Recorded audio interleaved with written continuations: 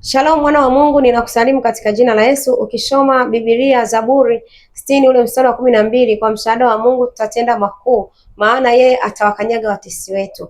Nami ninakuambia mtumishi wa Mungu, katika jina la Yesu, kila unalolifanya Mungu atakusaidia, kwa sababu kwa msaada wa Mungu tunatenda mambo makuu. Mungu akakutendee mema, Mungu akakuonekanie. Hakuna kitu ambacho kitakushinda, mtumishi wa Mungu. Jioni ya leo nami ninakuambia Mungu yuko mbele yako kwa kila namna, hata hiyo vita inayoamka, hata hiyo vita inayokufuatilia, hata hao watu wanaokunena vibaya, nami ninakuambia katika jina la Yesu, kwa msaada wa Mungu tutatenda mambo makuu. Mungu akusaidie, tutaweza kujenga, tutaweza kufanya kazi, kufungua makampuni, tutaweza kuendelea, tutafunga ndoa kwa msaada wa Mungu. Ninakuombea kila lililo jema likakupate katika jina la Yesu Kristo aliye hai. Usisahau kucomment, kulike na kusubscribe, na Mungu wa mbinguni akubariki sana mwana wa Mungu. Amen.